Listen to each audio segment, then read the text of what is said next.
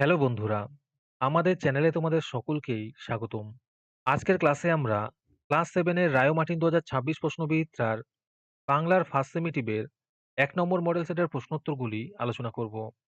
আর তোমরা যদি আমাদের চ্যানেলে নতুন হয়ে থাকো, তাহলে চ্যানেলটিকে সাবস্ক্রাইব করে পাশে থাকা বেল আইকনটি অলে প্রেস করে রেখো। তাহলে পরের ক্লাসের ভিডিওগুলি আমি আপলোড করলেই তোমাদের কাছে নোটিফিকেশন পৌঁছে যাবে। তাহলে শুরু করা যাক। আমাদের দেওয়া নোটসের ভিডিও অস্পষ্ট দেখালে তোমরা তোমাদের ইউটিউব ভিডিওর সেটিংয়ে গিয়ে কিছু পরিবর্তন করলেই তোমাদের ভিডিও কোয়ালিটি অনেক ইমপ্রুভ হয়ে যাবে। তাহলে দেখে নাও সেটিংয়ে গিয়ে তোমরা কি কি পাল্টাবে। প্রথমে তোমরা তোমাদের ইউটিউব ভিডিওর ডান দিকে দেখবে এই ছবিটা, এটা হচ্ছে সেটিং। এখানে ক্লিক করবে। তারপরে তোমরা কোয়ালিটিতে ক্লিক করবে। এইখানে ক্লিক করার পরে তোমরা ক্লিক করবে অ্যাডভান্সডে গিয়ে। এইখানে ক্লিক করার পরে তোমরা যাবে 720p 60, এইখানে ক্লিক করবে। এইখানে ক্লিক করার কিছুক্ষণ পরেই তোমরা দেখবে তোমাদের ভিডিও কোয়ালিটি আগের তুলনায় অনেক ভালো হয়ে গেছে। ১ নম্বরে আছে ঠিক উত্তরটি বেছে নিয়ে লেখো। যেকোনো দুটি করতে বলেছে। ১ নম্বর প্রশ্ন হলো, কুতুবের আলো জ্বলে পঞ্চম তলে। দ্বিতীয় প্রশ্ন হলো, গণেশবাবু কলকাতার সায়েন্স কলেজে পড়াতেন মাইক্রো ইলেকট্রনিক্স। তৃতীয় প্রশ্ন হলো, ইউক্যালিপটাস গাছের ছবিটা দেখেও খুব প্রশংসা করলেন মাস্টারমশাই। তারপরে ২ নম্বরে আছে, নিচের প্রশ্নগুলির খুব সংক্ষেপে উত্তর দাও। যেকোনো দুটি করতে বলেছে। ২ এর ১ নম্বর প্রশ্ন হলো, কে অশোক স্তম্ভকে দিল্লি নিয়ে এসেছিলেন? এর উত্তর হবে ফিরোজ শাহ তুগলক। দ্বিতীয় প্রশ্ন হলো, ২১শে ফেব্রুয়ারিকে সমর্থন করতে হলে কি করতে হবে? এর উত্তর হবে ২১শে ফেব্রুয়ারিকে সমর্থন করতে হলে ২১শে ফেব্রুয়ারি এ তাৎপর্য বিষয়ে আমাদের সচেতন থাকতে হবে। বছরের শুধু একদিন নয়, সারা বছর ধরেই। তৃতীয় প্রশ্ন হলো, শিল্পী রামকিঙ্কর রঙের প্রয়োজন কি কি দিয়ে মেটাতেন? এর উত্তর হবে গাছের পাতার রস, পাটনা বাটা শিলের হলুদ, মেয়েদের পায়ের আলতা, মুড়ি ভাজা খোলার কাঁচা ভুসিকল, এসব দিয়ে শিল্পী রামকিঙ্কর রঙের প্রয়োজন মেটাতেন। আজকের সমাধান করা মডেল সেটটির মূল্য মাত্র ৩ টাকা। তোমরা আমাদের হোয়াটসঅ্যাপ নাম্বার 7501121499 এ যোগাযোগ করে এই মডেল সেটটি নিতে পারো এবং পরবর্তী মডেল সেটের ভিডিও পেতে আমাদের ইউটিউব চ্যানেলটি সাবস্ক্রাইব করে রেখো এবং অ্যাডভান্স নোটিফিকেশন পেতে আমাদের হোয়াটসঅ্যাপ চ্যানেল জয়েন করতে পারো। ডিসক্রিপশনে লিংক দেওয়া রইল, তোমরা সেখানে গিয়ে আমাদের হোয়াটসঅ্যাপ চ্যানেল জয়েন করতে পারো। তারপরে ৩ নম্বরে আছে নিচের প্রশ্নগুলির উত্তর দাও। যেকোনো দুটি করতে বলেছে। এই প্রশ্নের উত্তরগুলি আমি তোমাদের দেখিয়ে দিচ্ছি, তোমরা দেখে দেখে নোট ডাউন করে নিও। ৩ এর ১ নম্বর প্রশ্ন হলো, আমি পৃথিবীকে বাঁচানোর চেষ্টা করছি। বক্তা কিভাবে পৃথিবীকে বাঁচানোর চেষ্টা করেছিল?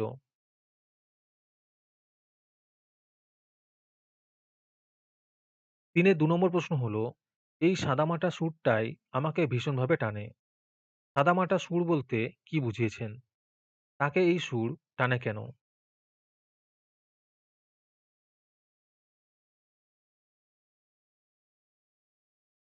৩ এর ৩ নম্বর প্রশ্ন হলো, এগুলো সব নকল করা ছবি।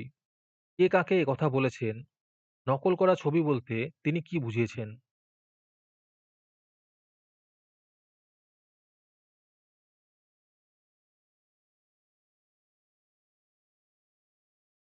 তারপরে ৪ নম্বরে আছে সঠিক উত্তরটি বেছে নিয়ে লেখো। যেকোনো দুটি করতে বলেছে। ৪ এর ১ নম্বর প্রশ্ন হলো, মন্দ কথায় মন দিও না, ছন্দে শুধু কান রাখো। ৪ এর ২ নম্বর প্রশ্ন হলো, বকুল গাছে লিখেছে, লিখেছে ১০ জোনাকি। ৪ এর ৩ নম্বর প্রশ্ন হলো, কোকনদ শব্দের অর্থ লাল পদ্ম।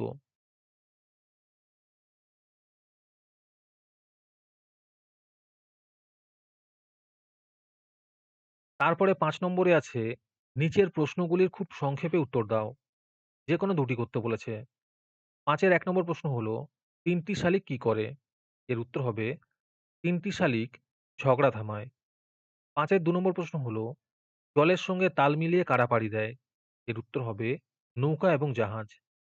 ৫ এর ৩ নম্বর প্রশ্ন হলো, তাই তো সহস্র পাখির কলতানে আজ দিগন্ত মুখর। সহস্র পাখি কাদের বলা হয়েছে? এর উত্তর হবে বাংলা ভাষায় যারা কথা বলে গান গায় সেই সব মানুষদেরকেই সহস্র পাখি বলা হয়েছে। আমাদের এই সমাধান পর্বটি তোমাদের উপকারে এসে থাকলে অবশ্যই চ্যানেলটিকে সাবস্ক্রাইব করে আমাদের পাশে থেকো এবং পরবর্তী ক্লাসটি তোমাদের কোন বিষয়ের উপর প্রয়োজন তা কমেন্টে আমাদের লিখে জানাও।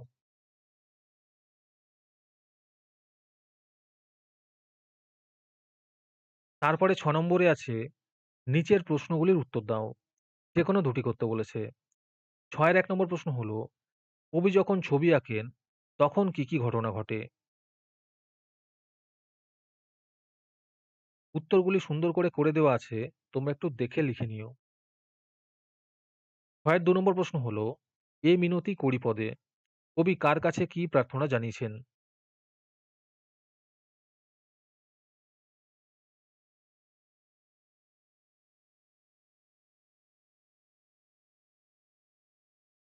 ৬ এর ৩ নম্বর প্রশ্ন হলো, পদ্য লেখা সহজ নয়। পদ্য লেখা কখন সহজ হবে বলে কবি মনে করেন?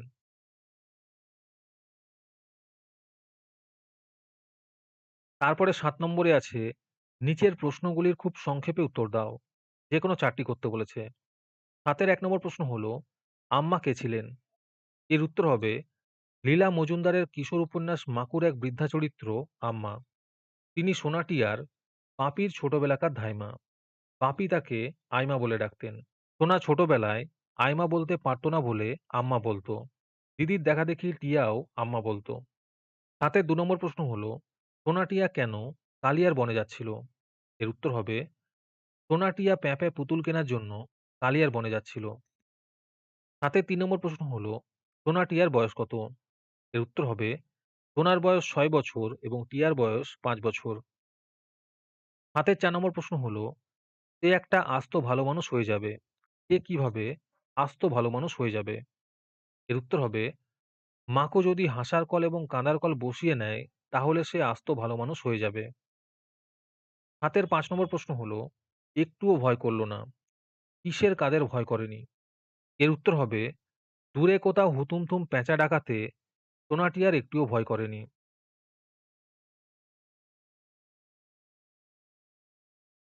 তারপরে ৮ নম্বরে আছে, ঠিক উত্তরটি বেছে নিয়ে লেখো। যেকোনো ৪ টি করতে বলেছে। ১ নম্বরে আছে, দরখেয়া কি ধরনের শব্দ? এর উত্তর হবে খাঁটি শব্দ।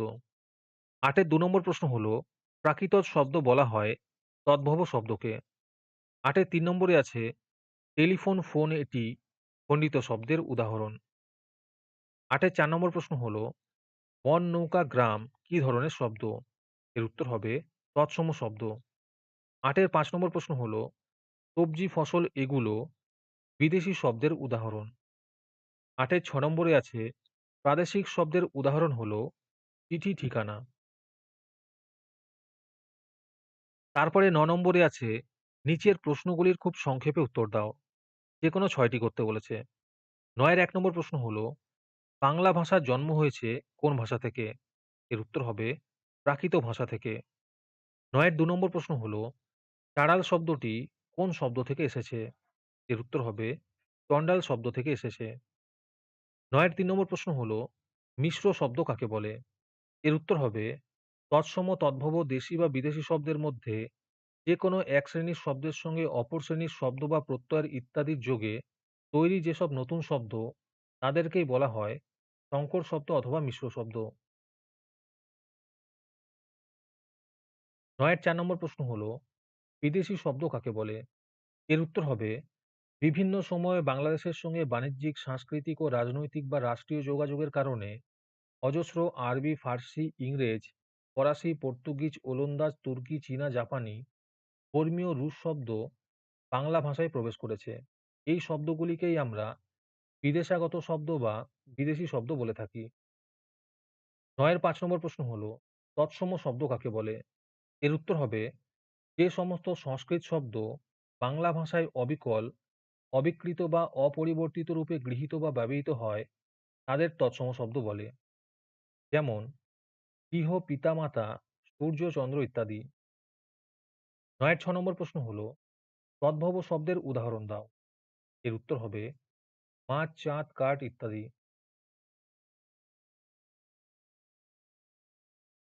৯ এর ৭ নম্বর প্রশ্ন হলো, তদ্ভব ও অর্ধতৎসম শব্দের পার্থক্য লেখো। পার্থক্যটা করে দেওয়া আছে, তোমরা একটু দেখে নিও।